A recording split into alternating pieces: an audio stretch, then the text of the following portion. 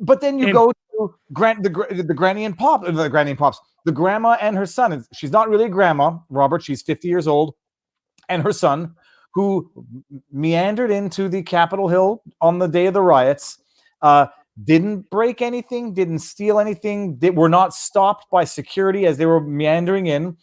There's a 50-minute video where the son is saying, "Don't steal things, don't vandalize. We're not Antifa. You break something, I'm going to break you." The mother, at one point, the son said, "I want to take that gavel," but didn't take the gavel, referring to, I think, Nancy Pelosi's gavel. The mother is walking around looking at stuff like a scenic tour. The mother, 25 years as a nurse, no priors. The son, 2 misdemeanor marijuana possessions that were over 5 years old. And Robert, you're going to explain what happens to me. They get locked up on bail conditions. They got locked up for 3 weeks after having been released on terms which were themselves sort of over the top, but were stayed by the judge. There was an appeal of the stay of the bail terms, and then an imposition of bail terms, which were for the son. I mean, it was GPS tracking, house arrest. For the son, he had to submit to psychiatric evaluations if they so ordered. Same things for the mother, I think. And they were nonviolent. Violence occurred that day. There's no ifs, ands, or buts about it. These 2 were nonviolent. No priors for one, a worthy career and a respectable life. The other one, priors that could be irrelevant only if you want to overstate it. Given, what's the expression when, everything in the kitchen sink thrown at them by the court? Now it's up to you. I mean, first of all, explain actually how it went, because they were from Tennessee. They had a Tennessee judge impose bail conditions, which the Tennessee judge stayed. And I guess that pissed people off in D.C. Yeah, I mean, it was extraordinary. I mean, so these are people picked up, one of them a middle-aged woman, one a man in his 30s. All they did is they were at the rally, walked down. By the time they got there, saw that the doors were open and police were not guarding him. So they didn't break anything. They didn't knowingly trespass even, because when they were walking up, and they're videotaping everything, and when they would turn all that over, they walk in. The police are just standing there. They don't tell them not to go in. They wander around for 10 minutes and leave. Commit no violence, steal nothing, tell other people not to steal anything, tell other people not to vandalize, tell other people not to be violent, apologize to the police. They're walking out saying, "We still love you guys." Go home. They find out that they're being targeted. They initiate contact with the FBI at various levels, tell them where they're at, tell them they'll self-report, voluntarily produce the iPhone and their own evidence. Despite all of that, they get arrested, and the government demands they be detained without bail. One thing, just so nobody accuses us of undermining or misrepresenting, it was either an interview or made public statements after they left saying that we're not going to put up with this crap anymore. We're going to fight, yada, yada, yada. I think it was the next. I mean, and they clearly, there's evidence that they knew people had breached. There's evidence that they knew there was risk in going in. There's evidence that they supported at some level what took place in the sense of resisting the system and everything as they saw it. But they were mostly political, rhetorical talk. Yeah. Nothing that would be, in my view, that strong evidence of crime. No coordination, they agreed. No pre-planning. Nothing like no conspiracy of any. They're charged with a conspiracy, but that's a joke of a charge based on the admitted evidence of the judge themselves. Goes up to the chief judge in D.C., who's a political hack who decides that she's going to abuse her power and screams about these being the most dangerous people and most dangerous crimes ever. Gets on her high horse. This shows you how politically corrupt the D.C. federal court system is. But people have witnessed that with the Flynn case, have witnessed that in the Trump cases, have witnessed that in their Hillary Clinton cases. 2 sets of standards over and over and over and over again. All the people who committed violence during the Trump administration inauguration, almost all of them got to walk free. Served not a penny, they didn't do a day in jail. Unlike these people who didn't commit any violence, have no criminal record, deliberately chose to leave the only weapon they had, a knife and a book bag, outside before they walked into it with a cat into the Congress. The only thing he had on him was a taser that was holstered the entire time, and that's what they said was a dangerous weapon and obstruction of proceedings. One more element. They picked up zip ties while they were in there. This is, by the way, the zip tie people. So there's a bunch of people been, look at how dangerous. They must have come in to kidnap people and da-da-da. There were zip ties they saw on the ground. They picked them up. According to the mother, she picked them up so someone else wouldn't pick them up and do anything. They didn't do anything with it, didn't try to do anything with it, didn't plan on doing anything with it, and left and dumped them. So in ways that they couldn't be picked up by others. So based on that, these are people that Eighth Amendment to the U.S. Constitution would guarantee them bail through historically always. What happened in the mid-1980s, we passed a Bail Reform Act, which for the first time said you could detain people even if they have no risk of flight. The only grounds for bail historically has been the person is at such a high risk of not appearing for purposes of punishment that you have to detain them pending trial in order to secure the enforceability of punishment. It's so over the top. I mean, it's so over the top. They turned themselves in when they found out that the FBI was looking for them, when FBI posted on social media the images of people in the place. And the judge in D.C., Robert, correct me if I'm wrong, said that the reason to detain them was not the public security aspect. It was the Bail Reform Act of 1984. They added a provision. And they said now you could Minority Report style, cinematic reference, you could detain people based on their dangerousness. Now that's imprisoning people without conviction of a crime. To me, that's just patently unconstitutional.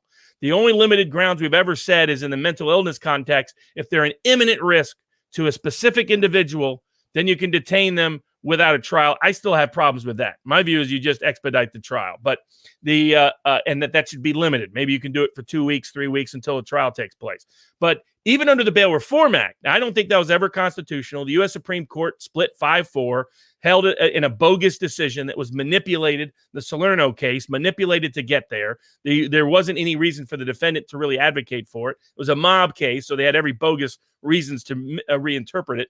And they said it was constitutional. In my view, it's not. They should revisit it. It's not what the Eighth Amendment provided for. But that ship has partially sailed. But even under the Bail Reform Act of 1984, though I encourage every lawyer out there, challenge it every time. I include every bail challenge. They say, by the way, if the grounds here are dangerousness, I'm challenging it as unconstitutional and a good faith basis to reverse the Salerno decision.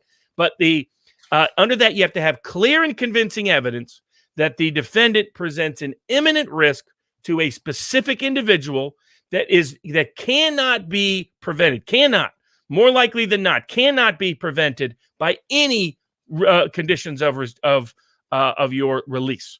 And here, I mean, and the judge did not even identify anyone that these people posed a risk for. Yes, as the Court of Appeals noted, it's like you're talking about the past. You're saying what happened on January 6th. Who is it or maybe the inauguration on January 20th? Those dates have passed. Who is it they pose a risk to? Given that they didn't even act violently here, given they didn't even coordinate or conspire here, given they didn't even use weapons here, given they have zero criminal history, given they self-reported, given they provided the evidence that was used against them. How is it that these people are at imminent risk by clear and convincing evidence? By the way, they used a proffer. That was supposed to be for defendants, not for the government. They should have produced real evidence. That's another constitutional problem. What's a proffer? I read that in the thing. What does a proffer mean? You don't produce any evidence. You say, hey, if we had a hearing, this was designed in the Bail Reform Act so defense lawyers didn't have to waive Fifth Amendment rights against self-incrimination by being able to proffer instead what they could prove for purposes of bail. The government then co-opted it and said, we'll just introduce proffers. And that means they don't produce any actual evidence. And they lie about these proffers all the time. There's no remedy, because how do you prove that they lied about a proffer, what they thought they could prove? That's why the prosecution should have to produce under the statute and the Constitution actual evidence at the proceeding for what they do, but they let them get away with it because it's another area where they just want to lock up people en masse whenever the government asks them to. Courts are lazy. I've had magistrates that look at me sideways when I say this is an Eighth Amendment issue. They're like, what? Bail has something to do with that's a federal magistrates that behave that way. So it's an embarrassing problem in our constitutional jurisprudence. But great credit to the D.C. court, even to Obama judges. Yep, I looked them up. It was Katsas was which one? Katsas was the Trump judge who said this is so ridiculous. These people should be released right away. And the two Obama judges didn't want to smack around the heavily Democratic chief judge of the D.C. district. And so instead said, well, this is probably pretty bad, but we'll give you a chance to fix your mistake by releasing him on remand. Where are they in the interim? They're out or no, they've all been in prison this whole time. They were held for 3 weeks without even getting a hearing, which is a direct violation of the Bail Reform Act and the Constitution. And then the chief judge said, screw you, I'm keeping you in jail. And then that's when the Court of Appeals stepped in and said, no. We can't be this excessive. Let's not let the world know. By the way, this is where the Court of Public Opinion helps. They're getting so much blowback from more and more places in the Court of Public Opinion about exaggerating these cases, about lying about, including in the International Court of Public Opinion about these cases. That's why the Courts of Appeal, DC Court of Appeals, has its ear to the ground intensely politically. No court is more political in the country than the DC Circuit. They all think they're going to be on the Supreme Court someday. They're like every senator thinks they're going to be president. Every DC Circuit judge thinks they're going to be on the Supreme Court. But that has some utility, because if you argue in the Court of Public Opinion, they're starting to see this looks bad, even for us. That even though we're Obama people and on the Democratic side of the aisle and want these people run up on a poll, we don't want the world to think we're running them up on a poll. And that's where that idiot prosecutor yipping to 60 Minutes last week started to create huge problems. People were like, whoa, what is this guy talking about? He's going to bring back sedition laws? He's deliberately imprisoning people without trial to intimidate other people from politically protesting? You're not supposed to say that publicly, you nitwit. And that's why these judges had to step in.